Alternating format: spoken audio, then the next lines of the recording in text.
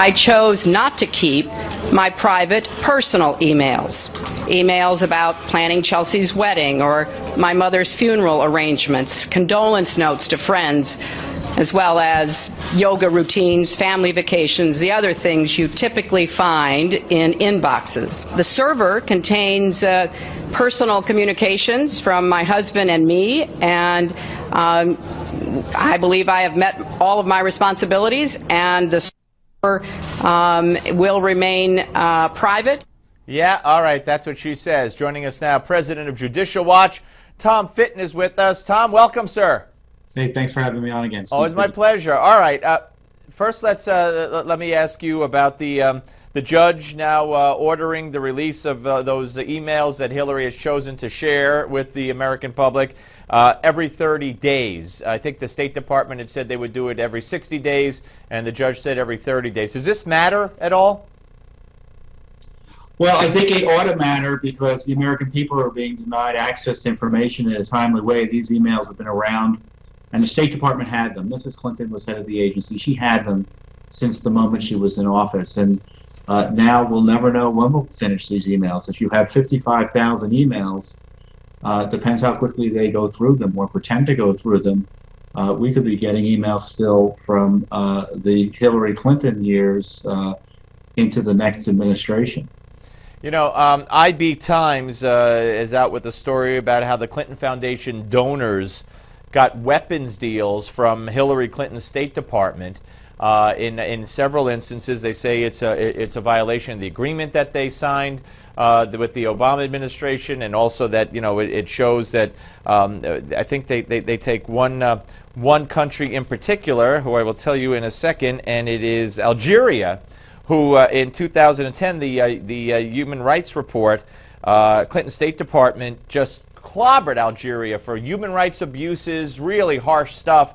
And then, after the government made a $500,000 donation to the Clinton Foundation and lobbyists got involved, they got all kinds of weapons. And this is just one example that IB Times points out. Well, the foundation was a vehicle for influence peddling for the Clintons, and it's become very clear that was the case. And on top of that, Mrs. Clinton personally was benefiting from donations or speaking fees, as it's called, to her husband. This money was going directly into their bank accounts. So not only was the foundation raising billions, but the Mr. and Mrs. Clinton were earning tens of millions of dollars. We've documented nearly $50 million in speech fees that she was able to get through her husband. She was earning extra money because of her husband's speaking fees from foreign governments and foreign entities.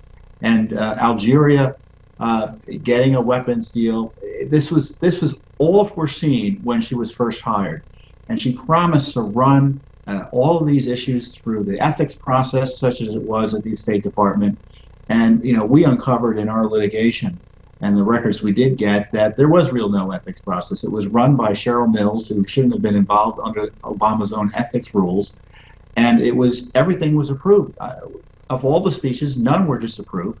There was one deal that they had questions about. And of course, lots of things weren't even brought forward to the State Department as promised. You know, Hillary Clinton became Secretary of State because she promised not only the Senate, but President Obama that she would be making sure that the conflicts of interest as a result of the foundation and Bill Clinton's activities would be thoroughly and properly handled and vetted.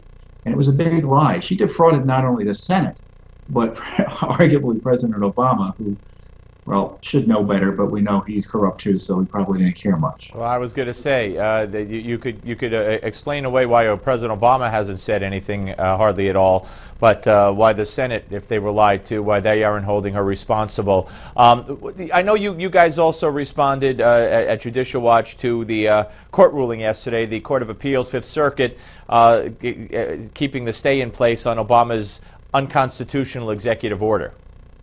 Well, it's an important decision in the sense that it's a real clear, and everyone should read these court rulings. I'm not a lawyer. Anyone can understand them if you're willing to put the time in to pay attention to what the courts are saying here. What they're saying in this case is that, you know, it's one thing for the president to decide not to deport someone, But it's another thing to grant an illegal alien special rights and privileges under law that didn't exist previously. And the only way that can get done is through active legislation by Congress or by going through the proper rules-making process at the federal level. The president didn't care to do any of that, and the courts have said you've got to comply with the law. You just can't tell 4.5 million people that you all of a sudden have legal status that you never had before and think that passes muster under a constitutional system.